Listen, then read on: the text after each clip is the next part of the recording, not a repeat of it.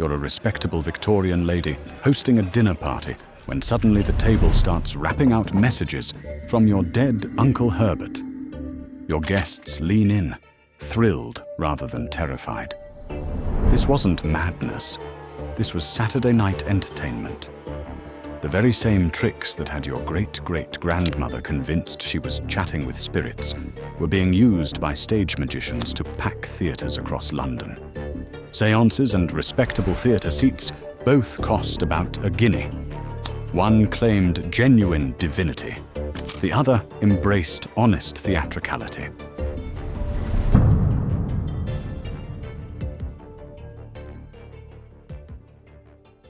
When death became dinner party entertainment. The Victorians turned death into the ultimate dinner party entertainment. This was a society utterly preoccupied with death. Elaborate mourning rituals, memento mori photography, and funeral processions that transformed city streets into theatrical spectacles. Death wasn't something to hide away. It was something to display, discuss, and frankly, monetize. But here's the contradiction that defined an entire era. The society that built railways became obsessed with supernatural communication. These people trusted the physics that ran steam engines, but also that their grandmother's spirit moved furniture around the parlour. Across London, perfectly respectable ladies gathered around mahogany tables, waiting for spiritual messages. Not praying in churches, sitting in their own homes, expecting dead relatives to provide guidance through mysterious knocking sounds. Once for yes, twice for no.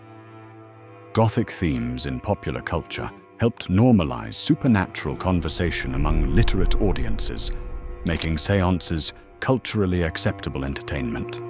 These weren't folk tales told around country firesides. These were educated people treating ghost stories as preparation for their social calendars. What gave séances their social cachet was the caliber of attendees. Scientists and aristocrats participated alongside cultural figures, lending respectability to the practice. When prominent figures like Sir Arthur Conan Doyle, author of Sherlock Holmes, publicly endorsed spiritualism, it became impossible to dismiss as mere superstition. The most rational Victorians found themselves trapped in a hypocritical position. They'd publicly mock rural superstitions about witches and folk magic, whilst privately booking appointments for spiritual consultations in fashionable Mayfair addresses. What made séances the ultimate entertainment for wealthy Victorians was their combination of domestic respectability and thrilling transgression. One could experience genuine terror and supernatural excitement without leaving the sitting room or compromising reputation. Remember, this was before television or the internet existed. The boundary between genuine belief and theatrical entertainment became blurred. Were they participating in religious experiences or attending elaborate performances? The answer was yes to both, which made the whole enterprise twice as appealing and twice as profitable. But whilst the upper classes were paying premium prices for spiritual contact in their private homes, some enterprising individuals were discovering that domestic spiritualism offered opportunities far beyond simple entertainment. The secret business empire hidden in plain sight. Imagine running a business empire from your sitting room while society insists you're just a delicate Victorian lady receiving divine messages. This was exactly what many female mediums across Britain managed to achieve, turning their domestic spaces into profitable spiritual enterprises that would make modern entrepreneurs weep. These women discovered something remarkable. Victorian society thought men were too robust, too rational, too connected to the material world. But women had the sensitivity and delicate constitution necessary to commune with spirits. What the Victorians saw as feminine fragility, clever businesswomen recognized as the perfect opportunity. Many female mediums developed sophisticated networks, managed extensive client lists, and hired agents like conventional performers. They understood pricing strategies, customer retention, and market positioning, sometimes resembling small service enterprises rather than mystical practices. Female mediums turned spiritualist magazines into advertising platforms. Publications like the British Spiritualist Telegraph became their marketing departments, featuring advertisements alongside testimonials and price lists. These weren't amateur notices pinned to church boards. These were professional marketing campaigns targeting expanding female readerships. Some operated like modern consultants, with wealthy clients using them as household advisors for regular spiritual guidance. You'd book monthly appointments for investment advice from deceased relatives, relationship guidance from departed family members, or business strategy from spirits who apparently maintained a keen interest in earthly commerce even after death. But the respectable facade inevitably cracked. Contemporary court reports and press exposés recorded legal battles and fraud accusations, where these supposed delicate ladies, claiming to be passive conduits, privately engaged in fierce disputes over business territories and client bases. These were hardcore commercial battles involving breach of contract, false advertising, and territorial competition. Mediums faced accusations of fraud, though some escaped harsh penalties due to public fascination or support from influential believers. The contradiction was staggering. Society insisted these women were fragile vessels, but court records show them as formidable business operators, defending their interests with remarkable tenacity. They'd channel ethereal spirits by evening and battle legal challenges by day. But when serious money and scientific reputations collided, the results would prove spectacular. The scandal that shattered Victorian spiritualism. Just imagine Britain's most celebrated scientist publicly endorsing photographs of a beautiful spirit who appears solid enough to shake hands with. This was Sir William Crookes, a respected physicist, staking his professional reputation on proving that the dead could return in physical form. Florence Cook's séances became the absolute pinnacle of Victorian spiritualism. She didn't just claim to receive messages from spirits. She produced full-bodied manifestations that walked around the room, held conversations, and even allowed themselves to be photographed. Cook promised actual visits from the deceased.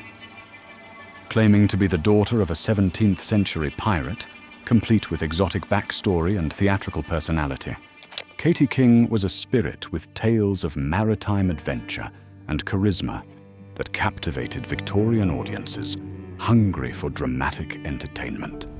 Crookes conducted what he presented as rigorous scientific tests to validate Katie King's existence.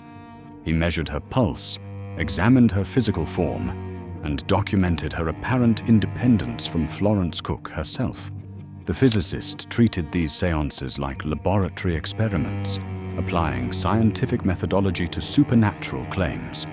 His endorsement carried enormous weight precisely because his scientific reputation lent credibility to the claims. Crookes's photographs caused an absolute sensation across British society. Here was undeniable visual proof of spirits. These were clear pictures showing both Florence Cook and the spirit Katie King together, apparently proving they were separate entities. The images circulated widely, providing powerful ammunition for spiritualism advocates who finally had photographic evidence to silence skeptics.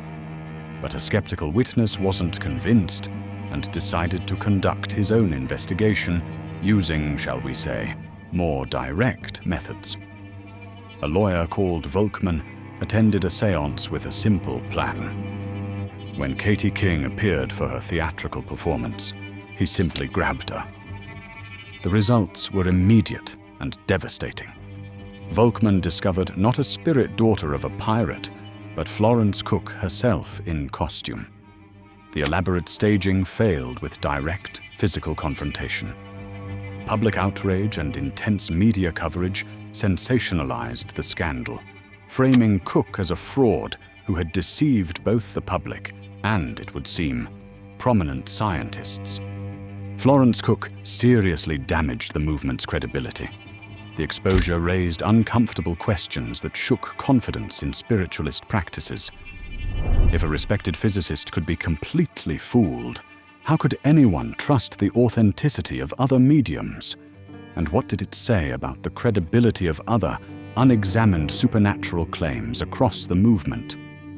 But whilst spiritualists were using theatrical techniques to deceive their audiences, some performers were taking a completely different approach, using similar methods. From street corner trickster to gentleman magician. Enter Jean-Eugène Robert Houdin. You wouldn't expect a French watchmaker to revolutionize entertainment, but Robert Houdin had other plans for magic. Before he arrived on the scene, magic belonged to street corners, market squares, and traveling fairs. Magic performers before him were associated with crude trickery, mystical mumbling, and were frankly disreputable characters who claimed supernatural powers whilst picking pockets. They wore flowing robes covered in mystical symbols, surrounded themselves with elaborate apparatus designed to look ancient and mysterious, and relied on dramatic rhetoric about otherworldly forces. These weren't entertainers. These were con artists with wizardly theatrical flair. Robert Houdin faced an enormous challenge. He wanted to elevate magic into respectable theatre art, worthy of sophisticated audiences. Oh, difficult. Gone were the flowing robes and mystical apparatus. Instead, you had a gentleman in perfect evening dress performing on a bare stage with white gloves. No mysterious props, no supernatural claims, just elegant presentation and undeniable skill. His background as a trained watchmaker gave him access to precision mechanical effects that seemed simply impossible. Where other performers relied on crude deception and sleight of hand, Robert Houdin created levitating objects and chests that became impossibly heavy or light. This was precision engineering disguised as entertainment. The ethereal suspension became his signature effect, making his son appear to float in mid-air, supported only by a thin rod. The effect baffled audiences and fellow performers precisely because it relied on advanced mechanical principles rather than traditional trickery. Robert Houdin understood something crucial about Victorian society. Audiences were fascinated by new technology and engineering marvels. By positioning his magic as engineering instead of supernatural, he tapped into that cultural fascination. He made his English debut at the St. James Theatre in London. In 1848, he performed for Queen Victoria herself. For any performer, being selected for a command performance was the pinnacle of professional success. It elevated a mere stage show to an act worthy of the crown itself. A couple of years later, he ended up performing for Queen Victoria a second time. His autobiography became a bestseller that shaped how future generations understood the art of illusion. The book detailed his methods and philosophies, establishing magic as a legitimate theatrical art form rather than fraudulent mysticism. He created a clear distinction between entertainment and spiritual fraud by emphasizing skill and ingenuity. Robert Houdin realized that audiences preferred honest deception to fraudulent mysticism. He presented illusion as technical artistry, cultivating a refined stage persona that distanced magic from its disreputable associations, elevating the entire art form. By dressing elegantly and presenting himself as a gentleman, he attracted elite audiences who would never have attended traditional magic shows. The incorporation of electricity into his illusions represented another breakthrough innovation. He used this new technology to create astonishing effects that reinforced the idea of magic as scientific artistry, opposed to supernatural phenomena.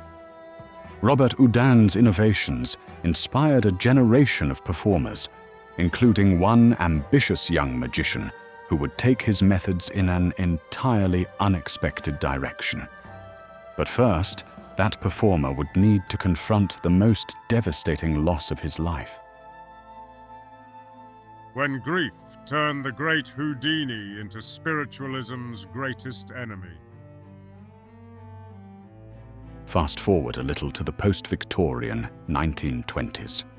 Harry Houdini, having been greatly inspired by Robert Houdin, even borrowing his name, could break free from handcuffs, straitjackets, and locked water tanks. But grief? That held him prisoner like no chain ever could. After his mother's death, Harry Houdini desperately sought genuine contact with her spirit. Here was a man who made his living exposing impossible escapes, attending séances with the hope that his professional knowledge of illusion somehow wouldn't matter. He knew better, but he wanted so badly to be wrong. What Houdini discovered wasn't spiritual comfort. Instead, he found that mediums were using the exact same techniques he employed as an entertainer to exploit grieving families. The table wrapping was mechanical. The ectoplasm was manufactured. The cabinet escapes were straight theatrical stagecraft. Everything he recognized from his own professional toolkit, weaponized against human vulnerability. In 1922, he visited his good friend Sir Arthur Conan Doyle and his wife, a medium, for a séance. She claimed to receive a message from Houdini's dead mother, but it was full of glaring inaccuracies, written in perfect English and signed with a cross, not consistent with a woman who spoke broken English and was a devout Jew. For someone desperately hoping for authentic contact, these mistakes weren't minor details. They were devastating proof of fraud.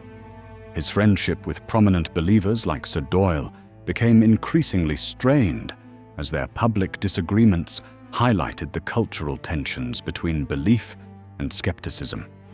Houdini realized that mediums weren't just performing tricks for entertainment. They were systematically exploiting grief, charging premium prices for false hope during people's most vulnerable moments. It's a cruel business model to exploit someone's deepest pain, whilst charging fees that could feed a family for weeks. His professional expertise allowed him to identify every fraudulent technique behind supposed spirit manifestations, and every supernatural claim had a perfectly mundane explanation rooted in stagecraft. Houdini began attending séances incognito, meticulously documenting techniques and preparing exposures that would reveal these fraudulent methods to the public. He employed undercover investigators like Rose Mackenberg to infiltrate spiritualist circles, documenting hidden wires, secret signals, and sleight of hand. This was systematic intelligence gathering designed to build an airtight case against the entire spiritualist industry. He watched grieving families being systematically deceived for profit and witnessed elderly widows spending their life savings on fake messages from deceased husbands. He saw desperate parents bankrupting themselves for fraudulent contact with dead children. The emotional manipulation was breathtaking. Houdini published pamphlets explaining mediumistic tricks and demonstrated those methods to official bodies. He replicated medium phenomena in his own shows, proving that identical techniques could serve entertainment rather than exploitation. The realization transformed his personal quest for spiritual contact into a moral crusade against fraudulent practices. He felt a profound responsibility to protect others from the systematic deception he'd experienced firsthand. But Houdini wasn't the only performer determined to expose the uncomfortable truth about identical methods serving different purposes.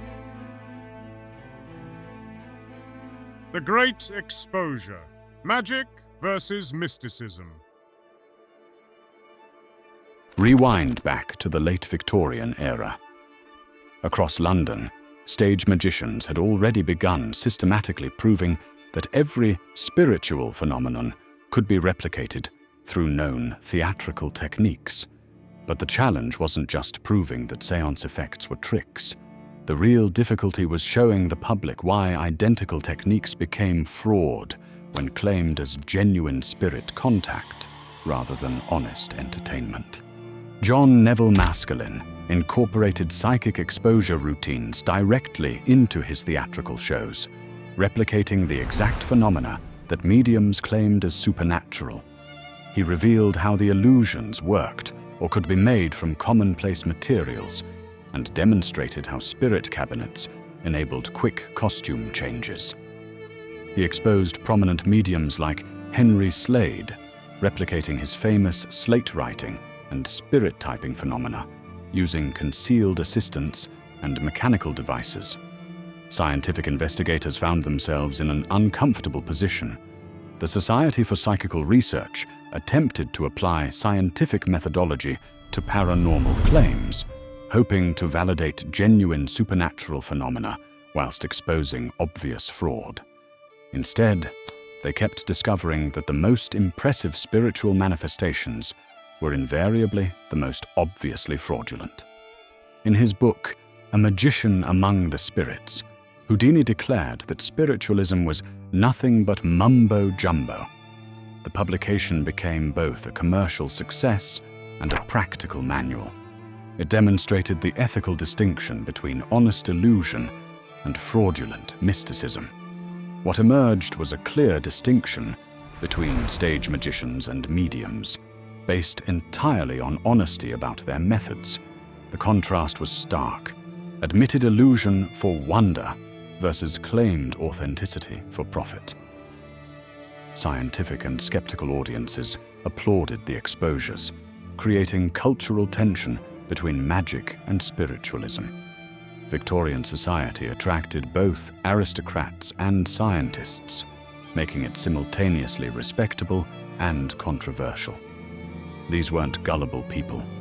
They were living through the collision between technological confidence and yearning for contact with the dead. Steam engines worked, so why couldn't spiritual communication? Identical techniques either created wonder or exploited vulnerability, depending on whether or not the performer admitted to the illusion. Believers weren't convinced overnight, and modern psychics and hoaxers still operate now. But the debunking helped establish the ethical boundaries between honest entertainment and fraudulent exploitation that still guide us today. Have you ever been contacted by a spirit? What's your favorite magic trick? Tell us in the comments. Hit that like button and subscribe.